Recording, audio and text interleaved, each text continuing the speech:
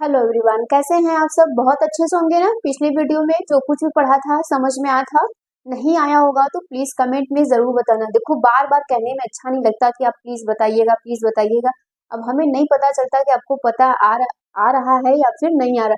अगर हाँ कोई भी डाउट हो तो प्लीज बता देना, क्योंकि तुम्हारे बोर्ड एग्जाम से ज्यादा जरूरी कुछ भी नहीं है।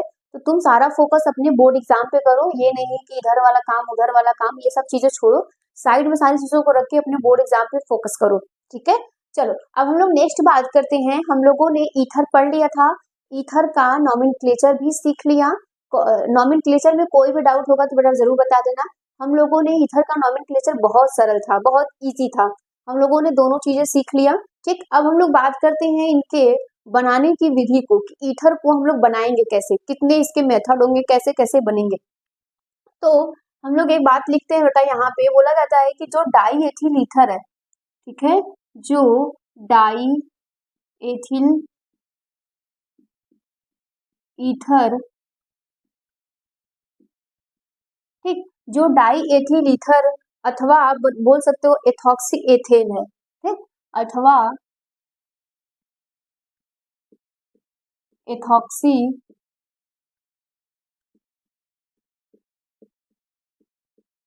एथॉक्सी एथेन, ठीक, इसका फॉर्मूला क्या होगा, C2H5O C2H5। ये जो है इसी को हम लोग क्या कह सकते हैं, जरा सुनना ध्यान से।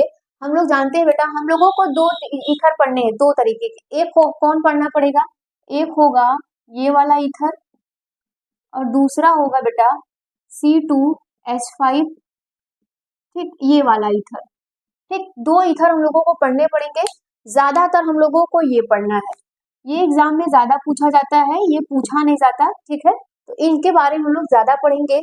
बोला क्या जा रहा है, इसको हम लोग क्या कह सकते हैं, डाई एथिल ईथर कह सकते हैं, या फिर एथॉक्सी ईथर, या फिर केवल ईथर कह सकते हो, या फिर एथिल ईथर कह सकते हो। ठीक, इसको हम लोग इसी नाम से जानते हैं।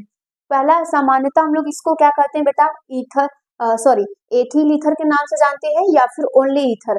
तो ये याद रखिएगा किस किस के नाम से इन लोगों को जाना जाता है। अब जरा ध्यान से सुनिएगा कि यहाँ पर होता क्या है बनाने की विधि में। ठीक, बनाने की विधि, बनाने की विधि में हम लोग पढ़ते हैं। बनाने की विधि में सबसे पहले हम लोग पढ़ेंगे एथिल हाइलाइट से। एथिल एथिल हाइलाइट से,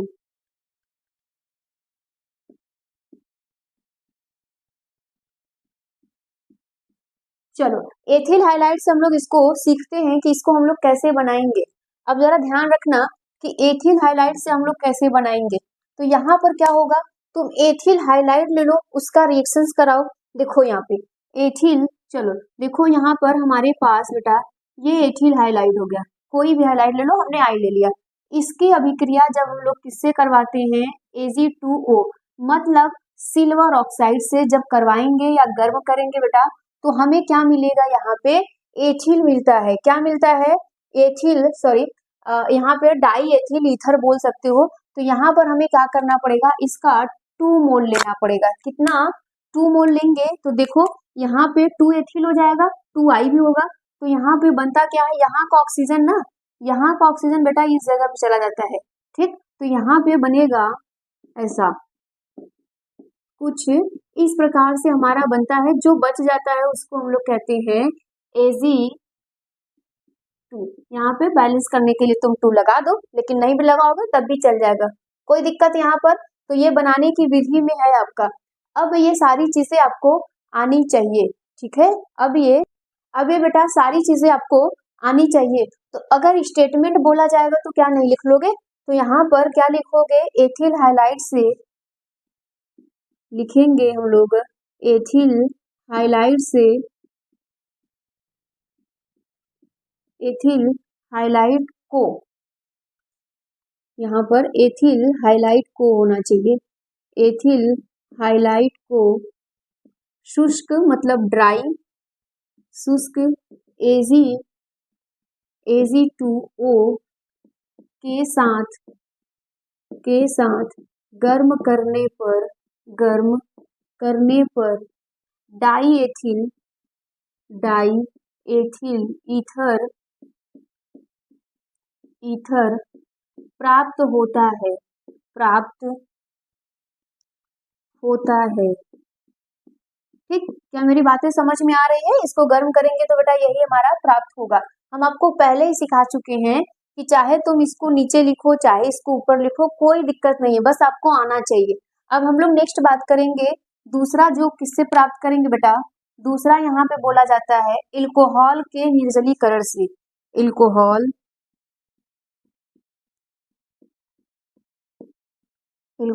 के निर्जलीकरण से।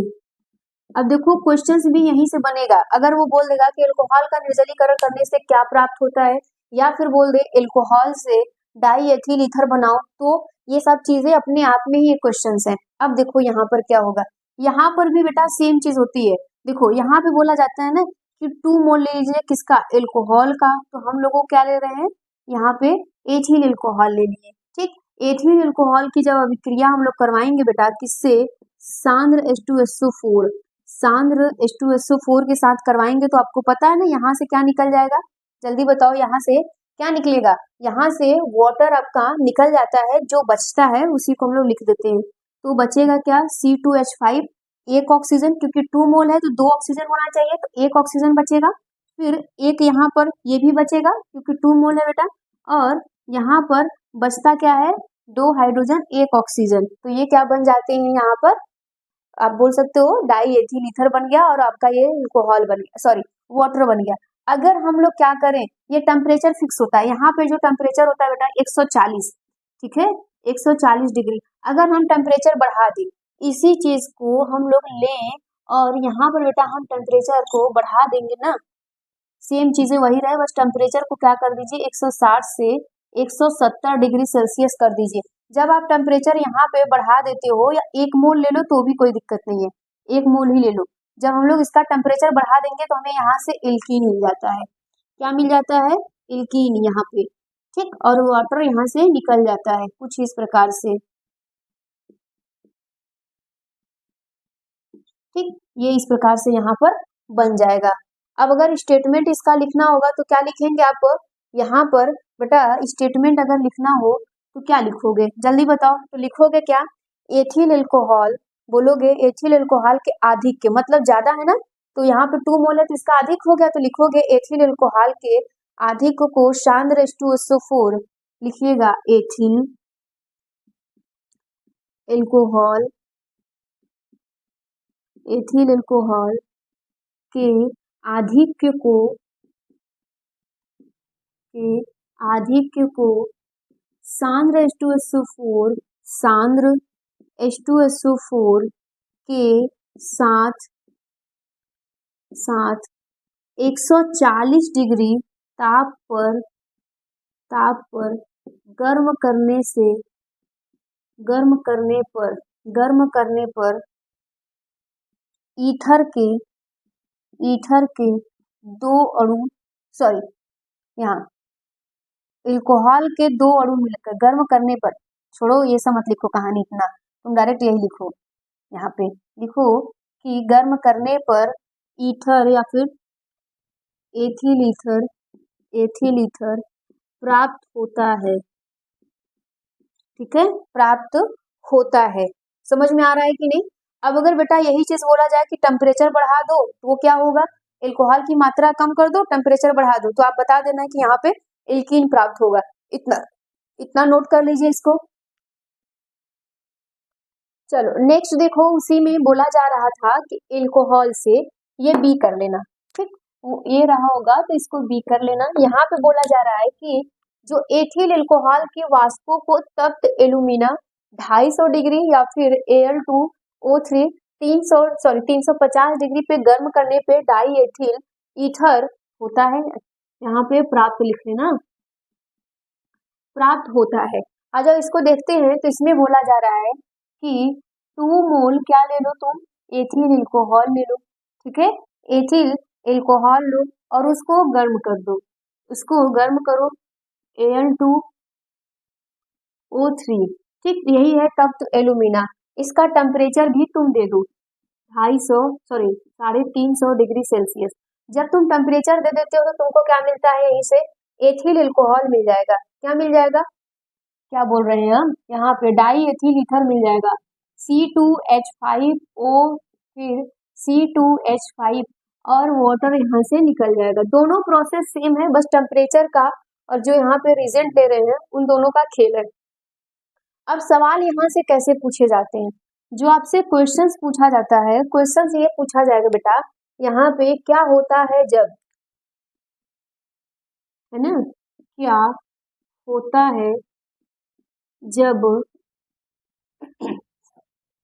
पूछा जा रहा है कि क्या होता है जब, ये क्वेश्चन क्या पूछा जाएगा, डाई एथिल या फिर एथिल एल्कोहल को, क्या होता है जब एथिल एथिल एल्कोहल को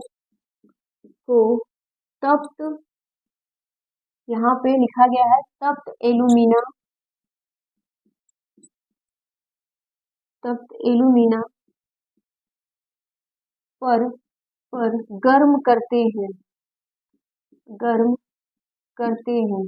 ठीक, कई प्रकार से ये क्वेश्चंस पूछ लिए जाएंगे। उपस्थिति में गर्म करते हैं तब क्या होता है, ये सब क्वेश्चंस पूछने के देखो तरीके होते हैं। अब नेक्स्ट हम लोग पढ़ेंगे विलियमसन विलियमसन विलियमसन संश्लेषण। ठीक, विलियमसन संश्लेषण ये इंपॉर्टेंट होता है, ये क्वेश्चन में पूछा जाएगा तब क्या करोगे। देखो ये बहुत इजी है, इसको पहचानने का तरीका क्या होता है कि सबसे पहले इसको क्या करिए आप, कैसे पहचानेंगे, तो यहाँ पे बोला जाता है कि यहाँ पे तुम क्या ले लो, एथिल ब्रोमाइड ले लो, एथिल C2H5Br। एथिल ब्रोमाइड की अभिक्रिया बेटा किससे तुम करा दो, सोडियम, क्या करवाओ तुम यहाँ पे, सोडियम एथॉक्साइड, सोडियम एथॉक्साइड, ये रहा आपका सोडियम एथॉक्साइड। ये सोडियम एथॉक्साइड कैसे बना होगा ये आप जान सकते हैं। तो अब इसके उपस्थिति में हमें इसको गर्म करना है, और जैसे ही हम इसको गर्म करेंगे तो हमें क्या प्राप्त होगा, डाई एथिल ईथर, मतलब यहाँ का सोडियम बेटा इस Br के साथ चला जाएगा, जो बचता है वो आपस में जुड़ जाता है, C2H5O C2H5, ठीक है, और प्लस NaBr, ठीक है, ये यहाँ से निकल जाता है। ये सब क्वेश्चंस इजी हैं जो पूछे जाते हैं। स्टेटमेंट इसका लिख लीजिए, फिर हम लोग नेक्स्ट बात करते हैं। चलो देखो बेटा यहाँ पे ये रहा इसका स्टेटमेंट। अब स्टेटमेंट कहानी तरह समझ लो, लिखा जा रहा है कि एथिल ब्रोमाइड अथवा एथिल आयोडाइड को सोडियम एथॉक्साइड के साथ गर्म करने पे डाई एथिल ईथर बनता है। यह अभिक्रिया ईथर की संरचना की पुष्टि भी करता है। इस अभिक्रिया में सोडियम एथॉक्साइड के स्थान पे पोटेशियम एथॉक्साइड का भी प्रयोग कर सकते हैं। और सबसे बड़ी बात ये है कि यह जो अभिक्रिया है ना बेटा, वो SN2 अभिक्रिया प्रदर्शित करता है। कौन सी अभिक्रिया प्रदर्शित करता है, SN2। अब आप लोगों को SN1 SN2 फर्स्ट चैप्टर में ऑर्गेनिक के पढ़ाया गया होगा बहुत अच्छे से, यहाँ तक इसको नोट करिए, फिर आगे हम लोग बढ़ते हैं। चलो नेक्स्ट हम लोग पढ़ते हैं प्रयोगशाला विधि। प्रयोगशाला में हम लोग कैसे बनाएंगे, ये सब क्वेश्चन पूछे जाते हैं। प्रयोग, क्या लिखे हैं,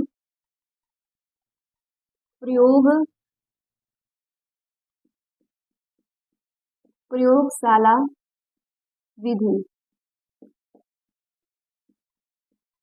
ठीक, प्रयोगशाला में इसको हम लोग कैसे बनाएंगे, किसको, डाई एथिल ईथर को, डाई एथिल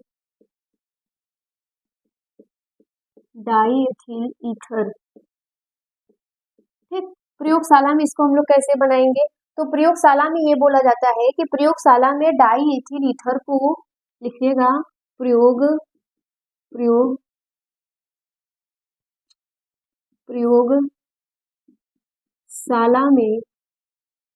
प्रयोगशाला में डाई एथिल ईथर को प्रयोगशाला में डाई एथिल ईथर को एथिल एल्कोहल के ethyl ethyl alcohol ethyl alcohol के निर्जलीकरण किस विधि से बेटा? निर्जलीकरण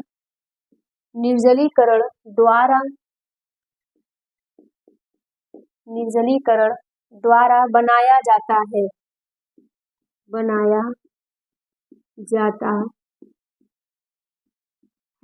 निर्जलीकरण विधि द्वारा बनाया जाता है तथा निर्जलीकरण के रूप में देखो ये सब चीजें हम लोग देख चुके हैं।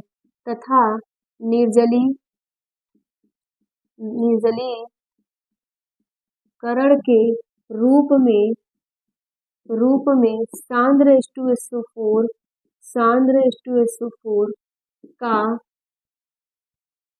का प्रयोग करते हैं, है ना, प्रयोग करते हैं। यह अभिक्रिया निम्न प्रकार से होती है। यह अभिक्रिया निम्न प्रकार से होती है। आ जाओ इसको समझते हैं। क्या बोल रहा है? पहले ये बोल रहा है कि डाई एथिल एल्कोहल ले लो और उसकी अभिक्रिया किससे करवाओ? सांद्र H2SO4 से। सांद्र H2SO4 से जब हम लोग करवाते हैं ना तो होता क्या है बेटा?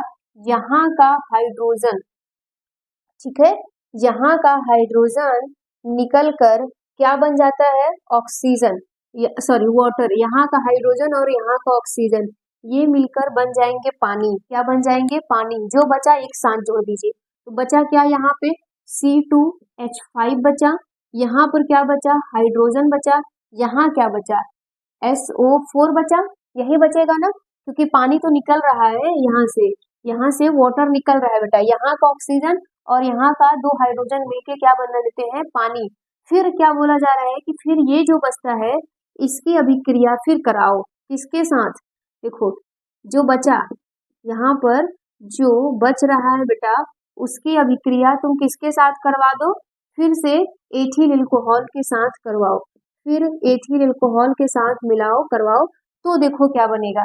बनेगा क्या? यहाँ का एक हाइड्रोजन, ध्यान से देखो, यहाँ का बेटा, यहाँ का जो एक हाइड्रोजन है इसके साथ और इसके साथ मिलके H2SO4 बना लेगा। क्या बना लेगा? H2SO4 बना लेगा। बचेगा क्या? यहाँ पे C2H5 बचा, यहाँ क्या बचा? ऑक्सीजन बचा, और यहाँ पे जो बचा वो C2H5 बचा, और निकला क्या? H2SO4 निकल गया। यह अभिक्रिया हमारी कंप्लीट हो जाती है। तो ये क्वेश्चंस पूछ लिए जाते हैं। क्वेश्चंस किस प्रकार से पूछे जाते हैं? प्रयोगशाला में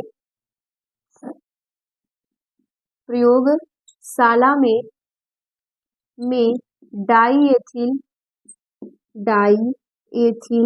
ईथर कैसे प्राप्त करते हैं या कैसे बनाते हैं, ये सब अलग अलग तरीके से क्वेश्चंस पूछ लिए जाते हैं।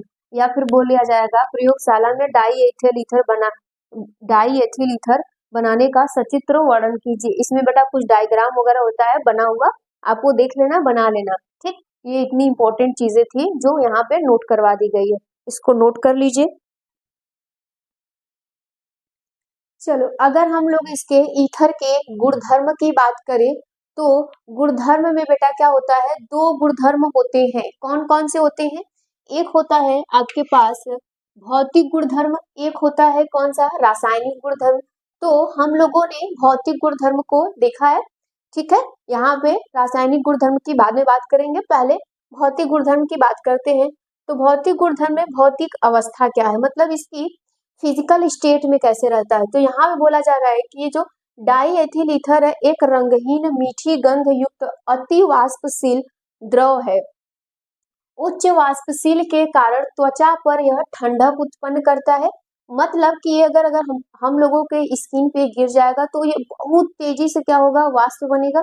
और हम लोग जानते हैं कि कोई भी चीज जब वाष्प में कन्वर्ट होता है तो ठंडा देता है ना, ठंडक महसूस होती है कि नहीं, जिस तरह से हम लोग क्लास 9th में पढ़ चुके हैं इवापोरेशन। ठीक है, फिर उसके बाद करते हैं सूंघने पर अस्थायी निश्चेतना। मतलब आप इसको सूंघ लेंगे, इसका स्मेल आपके पास नाकों तक पहुंच जाएगा, तो आप क्या हो जाएंगे बेटा, यहाँ पे बेहोश हो जाएंगे सम टाइम्स के लिए। बोला जा रहा है अस्थायी। ठीक, फिर इसी कारण ईथर का उपयोग शल्य चिकित्सा में किया जा सकता है। मतलब ऑपरेशन वगैरह जब किया जाता था तो बहुत पहले समय क्या किया जाता था, ईथर का यूज किया जाता है। ठीक है, फिर ज्वलनशील, यह क्या है, उच्च वाष्पशील के कारण ईथर अत्यधिक ज्वलनशील द्रव है। ये बहुत अधिक ज्वलनशील है तथा वाष्प, वायु तथा ऑक्सीजन के साथ विस्फोटक मिश्रण बनाता है। ठीक, ये हवा सबके साथ मिल जाएगा तो एक विस्फोटक मिश्रण तैयार करेगा। फिर क्वथनांक इसका दिया है, मतलब इसका टेम्परेचर क्या होता है, melting point, sorry boiling point. तो ईथर में हाइड्रोजन बंध नहीं पाया जाता, तो इसलिए इसका क्वथनांक एल्कोहल से कम होता है। हाइड्रोजन बंध की अगर हम लोग बात करें बेटा, तो हाइड्रोजन बंध कहाँ पर पाया जाता है, तो आप लोगों को हम सिखाए हैं फोन याद कर लेना। ठीक है, फोन, FON, यहाँ पे फ्लोरीन, ऑक्सीजन, नाइट्रोजन, इन्हीं तीनों में क्या होता है बेटा, हाइड्रोजन बंध पाया जाता है। और यहाँ पे बोल रहा है कि हाइड्रोजन बंध नहीं पाया जाता, क्यों? क्योंकि हम लोग जानते हैं, देखो यहाँ पे हम लोग देखते हैं कि यहाँ पे क्या है, ये हमारा डाई एथिल ईथर है।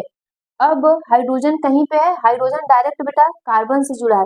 ये हाइड्रोजन क्या हुआ है, डायरेक्ट हाइड्रोजन से जुड़ा है। लेकिन यहाँ पर हाइड्रोजन बंद नहीं, क्योंकि देखो हम लोग ऐसे लिखे हैं ना, ये पहले कार्बन आएगा फिर ऐसे। अगर इसको बहुत अच्छे से लिखा जाएगा तो आप यहाँ पे लिखोगे H5C2, ये इस प्रकार से ये जुड़ता है।